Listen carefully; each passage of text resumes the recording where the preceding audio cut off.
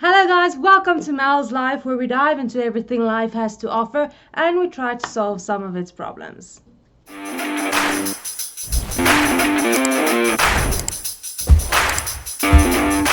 Okay guys, so we are finally at the end of the September book club, and I know it is no longer September. We are already in October, I am very much aware, but we still have one last book to cover for September book club.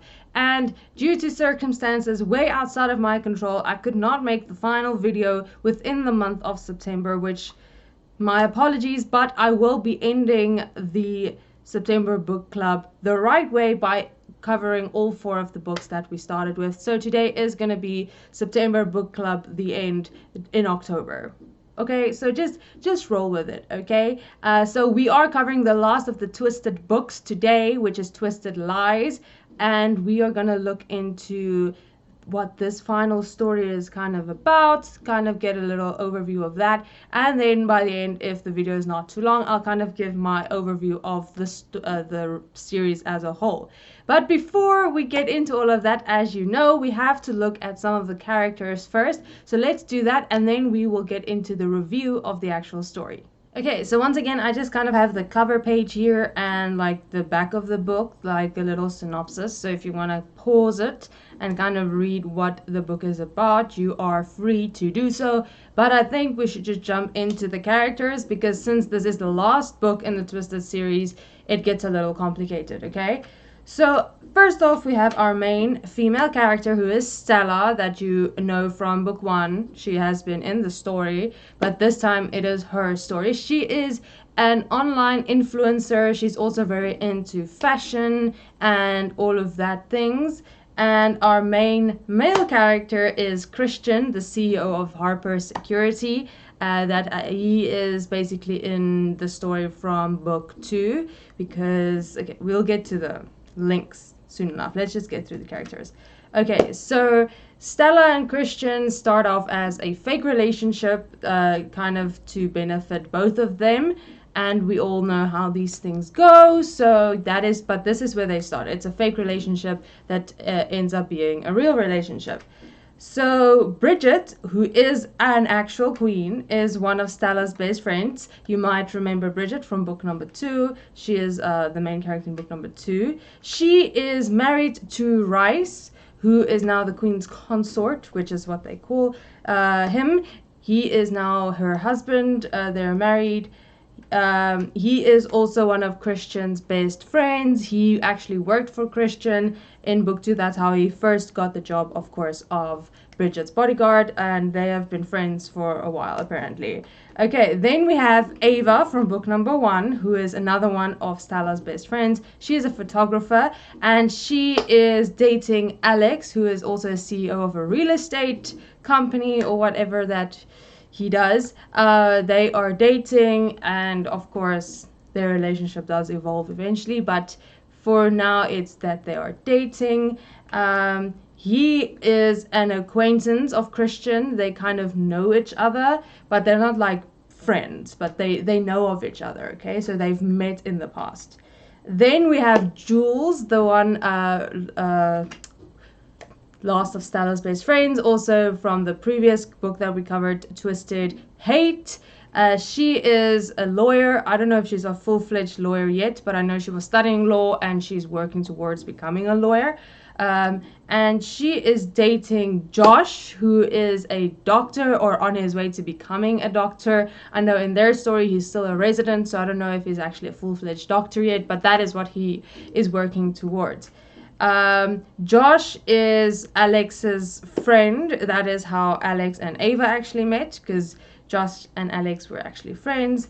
And oh, I didn't put in the fact that Josh is Ava's brother, but you guys already know that.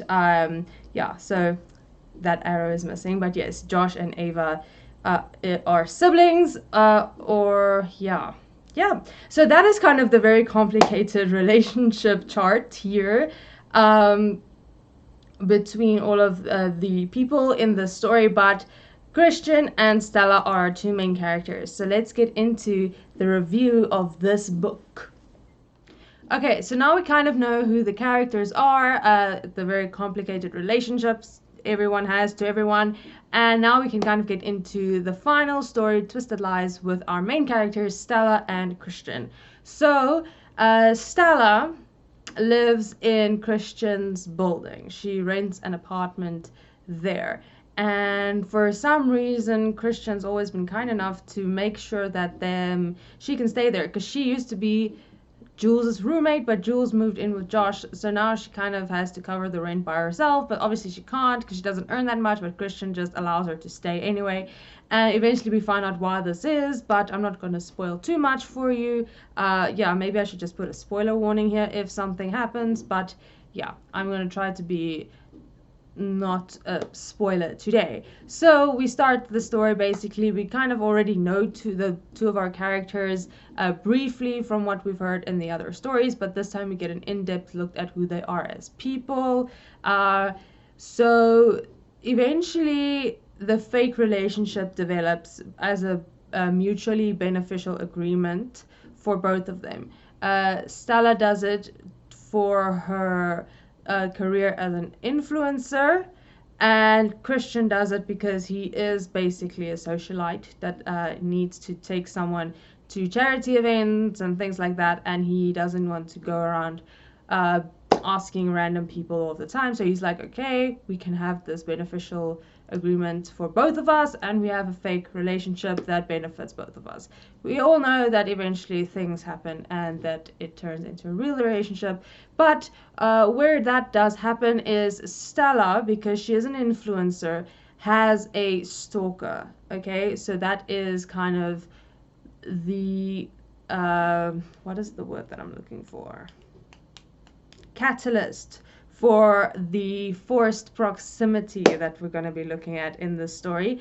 The stalker manages to get mail to Stella's apartment, which freaks her out. Christian's like, you're moving into the penthouse with me because there is more security, more everything. So there we get kind of the forced proximity. She obviously stays in one of his spare bedrooms, but at least he knows that she is safe because his penthouse suite has a lot more around the clock security. Anyways, so we see kind of their characters develop from there. We kind of also see their relationship develop from there, because at before that they were kind of just in passing, or when they needed to attend an event or they needed to post something to social media, they would kind of get together. Now they are kind of in each other's space a lot more, and that is kind of where we see the relationship start to develop a lot more in the romantic direction, and we kind of see them getting feelings for each other. Christian obviously is a lot more closed off, so he doesn't want to admit it at first, but eventually things happen and it's like, okay, here we are, this is it, we are now dating. And of course we have the nice build up to this big kind of event. Now I don't know which would be considered the climactic event here, but it's either, because we know it can't go too well for too long, there needs to kind of be friction in the relationship, which is what happens, but then there's also something else that happens that is pretty big that leads to them kind of making up. So it's between those two that I would say is the climactic event. But yeah, so there's a little friction in the relationship. Stella moves out. There's kind of a whole thing going on. Then something happens. Christian comes in and, you know, helps Stella through this. And they start once again developing a relationship. And of course it winds down and there's a nice ending. There's an epilogue where all four of the friends kind of come together in the future, and we just kind of see a little glimpse into their lives. Now, this story as a whole is pretty good. A little unrealistic, but it is fiction, so I understand that. Like I said, Twisted Hate, book number 3 is probably the most relatable because it's more realistic in my opinion, but of course this is fiction, it's not meant to be realistic, but the owner of a building giving you more than 50% discount on your rent, that just doesn't happen. But anyways, so for that, I feel like the relationship building is quite good. I feel like the fact that they are forced to kind of live together accelerates the pace at which the relationship develops. So I can kind of see that. But as with all these books, the relationships do kind of get very deep very quickly. But that is because of the surrounding circumstances. There is, of course, a lot of character building. Stella goes from someone who's very much shy, not shy, but she's very kind of pulled back. She doesn't really like to talk about herself. She is a very kind of closed off. She has a very dodgy relationship with her family. And Christian is someone who also very bad childhood life, very bad relationship with his parents, very closed off emotionally, that is. He does not even believe in the concept of love, and eventually they both develop into people who are more open to this experience. So definitely there is some character development. It's the same with book one, if you recall, with Alex, where Alex is described as this emotionally closed off human being who doesn't show any emotion. Christian is in some way kind of the same, I would say. It's a very quick turnaround, right, from emotionless human being to, oh, I'm in love, okay. But I can understand for the purpose of the story it kind of needed to happen quickly. Overall, it's a good story. I do feel like things in this specific book happen a little too quickly, and it's just too much. Oh, this and then this and then this and then this and then, oh, okay, they're back together, and boom, done. It's a little too quickly. Whereas I think in book two it was a little long-winded. This one I think is a little too short. Like the things just keep on happening, and it's like, okay. But overall, the story is good. I don't think this one is my favorite of the four, like I mentioned. I think my favorite would be number 2 with Bridget. My most relatable would be number 3 with Jules and Josh, because it's the most realistic. And then I feel like number 1 and 4 are kind of in the same place for me.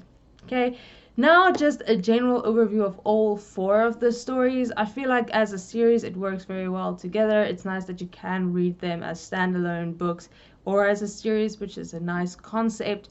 The one thing that really irks me about this, and it's a uncomfortable topic for most of us, as with any romance novel, there is usually sexual tension. I understand that it's kind of par for the course when it comes to romance novels, and sometimes it is explored, sometimes they just leave us like on a cliffhanger, like, oh. But it's most of the time in a romance novel there's going to be sexual tension between your 2 main characters. I understand this. I also understand that sometimes the book calls for the writing of things that is a very difficult thing to write well. I haven't read a lot of books where it is written well. The problem I have with this one is that all of them throughout all 4 of the books are mostly the same. It's basically the same thing, just a little different for each of the characters. And I just don't think that 8 different people would be into the same thing. And that's just, it irks me that, there could have been a little bit more. If you have to write these things, and I know it's something that's not easy to write, at least bring in a little variety. I don't think that 8 different people are going to like the same thing all the time. There could have been more variety with regards to that, if it was even necessary to put that in the book, okay? Because what I didn't like about this is that we were they're building the sexual tension, but we weren't in a relationship. And then boom, it happens, and now we're in a relationship. That is not how real life works. That is not what it is. And that's not how most relationships start. Okay, so that is the one thing I have. The fact that they were basically all the same also really irked me. And it's not that it was written not well, but I feel like with these things, if you want to write it, you want to write in a way that doesn't make your reader cringe at least once. And I definitely did cringe at least couple of times. If I recall someone who did it really well, I can't get the author's name now, but The Hating Game, if you ever read the book, do not watch the movie. The book, if you read the book, that was really written well. But I do feel like some people, with regards to romance novels, feel like it needs to be included all of the time, and I don't think it needs to be included all of the time. I feel like there's ways around it that can still make the story good. And if you do want to include it, make sure that you write it well, well enough for your reader to not feel uncomfortable or cringy when reading it. And also, if you're writing a series, do not make every single one of these moments in the series the exact same, because people are different. That is one part of the stories I didn't like I mentioned, the fact that some of these relationships just happen way too quickly is also a pet peeve of mine. It's like, it doesn't happen. Then of course in book number 2 it just takes way too long. But I feel like you kind of need to find a middle ground there. Also, I mentioned in book 1 the groveling. I know that the man messed up, but that is just excessive groveling. It's not necessary. And even though there was character development, he is still the person that he is, and that is not the person that he is. So I feel like there was definitely good character development, but there were some things that were written that was completely out of character, and I just feel like that pushed it a little. Overall though, I did enjoy the series despite some of the things that I didn't like. The series was well written. I kind of got invested into the characters. It was nice seeing the characters come into each of the stories, so there was kind of a flow. So you met all of the characters in each of the books. That was really nice. I like the fact that you can read them as standalone books or as a series. That was a really good concept. I like the fact that there's different tropes being explored in all of these books. So overall, it's a decent series. I did enjoy reading it, except of course for some of the things that I mentioned. Now that we are completely done with the series, I would like to know what your thoughts are of the series as a whole, or are you still planning to read it after these reviews? What do you think? Have you read it? What did you think? Please comment that down below. But for now, that is the end of September Book Club in October. I will see you guys for another video pretty soon. Bye!